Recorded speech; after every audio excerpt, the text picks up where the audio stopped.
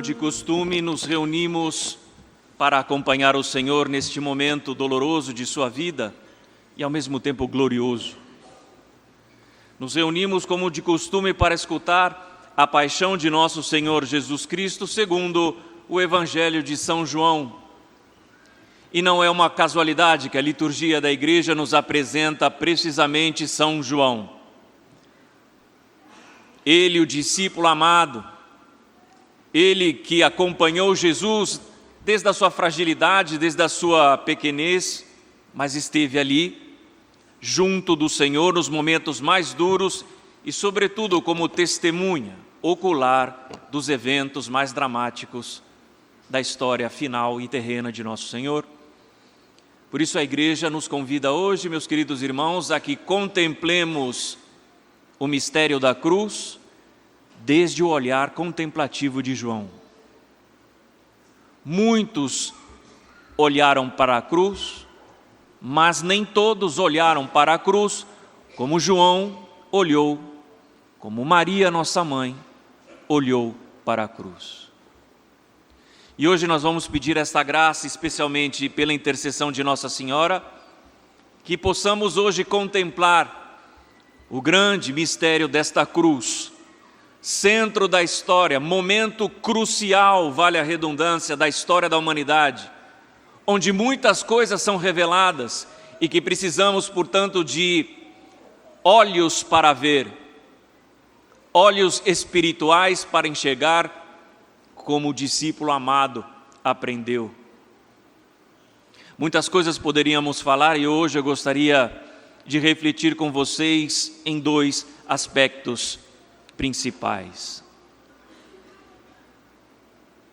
Olhando e contemplando o mistério da cruz, nós nos damos conta, primeiro passo, da realidade tremenda do pecado, o quanto Jesus tomou em sério o pecado, o quanto o pecado provoca precisamente isso, a morte da relação, a morte de Deus, a morte da comunhão.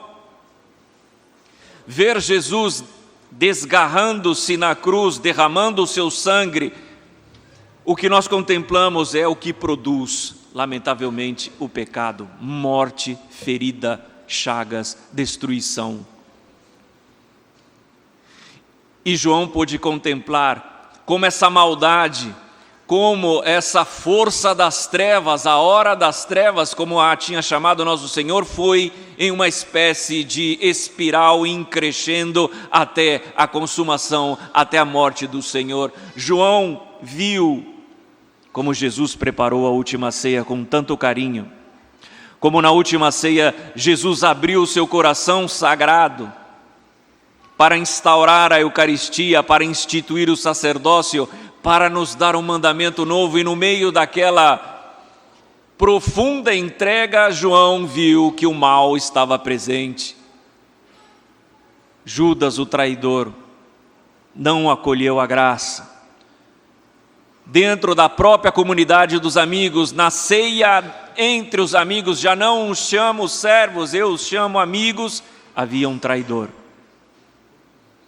E como se não bastasse, escutamos no Evangelho do domingo da ressurreição, do domingo de Ramos, na versão de São Lucas, os mesmos discípulos se puseram a se preocupar, a pensar quem deles era o maior, e Jesus amando.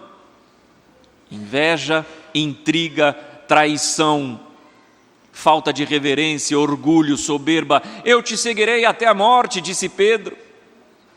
João viu tudo isso ali, na última ceia, reclinado no peito do Senhor. E reclinado no peito do Senhor, João pôde experimentar espiritualmente as tensões e a agonia, a dor desse Sagrado Coração. Eu estou amando e vocês estão me renegando. Eu estou abrindo o meu coração e vocês estão buscando a traição, a morte. E Jesus, ao mal, responde com o bem. Foi mesmo João que viu a prisão de nosso Senhor no Horto das Oliveiras. Foi o mesmo João que acompanhou o covarde Pedro e viu as 3 negações. João viu e contemplou os soldados zombarem de Jesus, injustamente julgado, as forças malignas crescendo de uma maneira diabólica sobre aquele que é o Cordeiro de Deus, o inocente, o justo. João passou aquela noite também profundamente chocado, profundamente desgarrado interiormente. O meu amigo, o meu Jesus está sendo preso. Não era ele o Messias? Não era ele aquele que deveria precisamente transformar todas as coisas? Como assim ele está morrendo como uma ovelha, uma humilde e pobre ovelha? João trabalhou, João foi refletindo essas coisas com a ajuda do Espírito Santo para entender que a vitória de nosso Senhor e a sua glória deveria passar precisamente pela cruz. João contemplou a flagelação. João caminhou com Maria pela Via Crucis. E se não fosse Maria, João teria sucumbido. Que papel importante da mulher da fé. Nossa Senhora, que também com o coração desgarrado, acolheu o discípulo amado e foi o único que aguentou a presença do amigo crucificado. Único dos apóstolos que ficou, graças à intercessão de Maria, sem a qual João não teria também chegado à cruz. O que contemplamos então, meus irmãos, nesta cruz, é isso que produz o pecado: morte, sofrimento, solidão, abandono, inferno. Nós não queremos isso. Nós não fomos criados para isso. Nós não fomos criados para viver no pecado e longe de Deus. Nós não fomos criados para que crucifiquemos ao nosso Deus. Não fomos criados para isso. Hoje, com o olhar de São João, somos convidados, portanto, a rechaçar profundamente, a odiar, pecar. Eu não quero machucar o coração do Senhor. Eu não quero mais machucar o coração dos meus irmãos e o meu próprio coração. Basta de pecados que atentam contra o Senhor.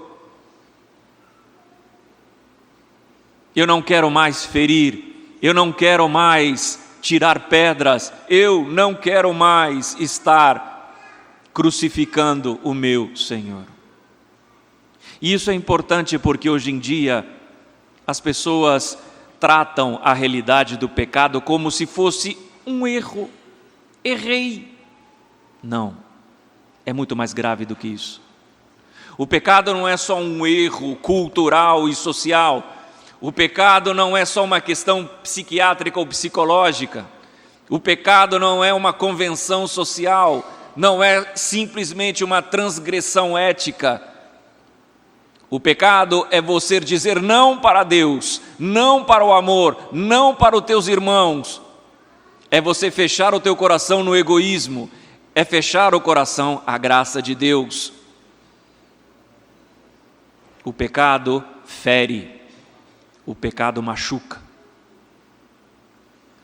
A segunda realidade que hoje somos convidados a meditar com os olhos do discípulo amado, sustentado por Maria Santíssima, além do mistério do pecado, do realismo do pecado, hoje somos também chamados a contemplar o grande mistério do amor trinitário.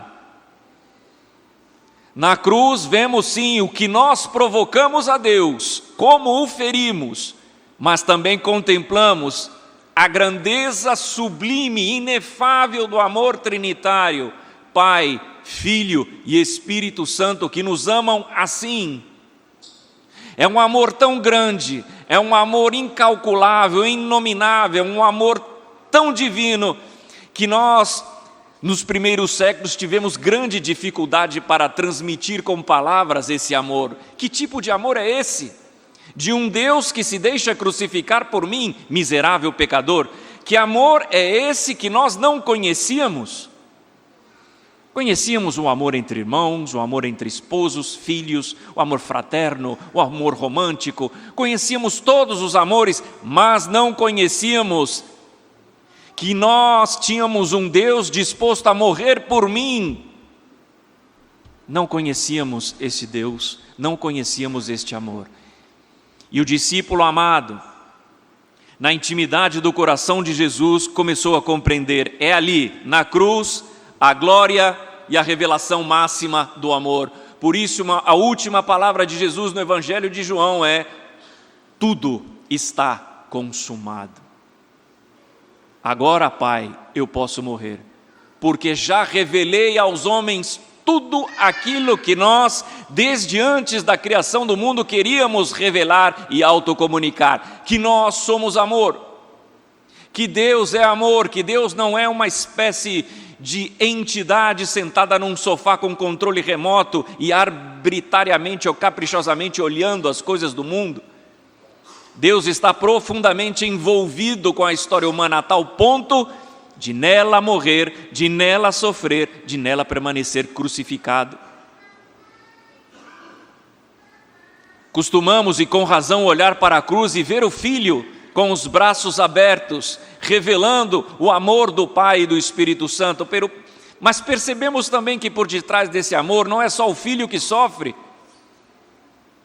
é o Pai que entregou o seu único e amado Filho. Quem de nós entregaria o que mais amamos neste exato momento?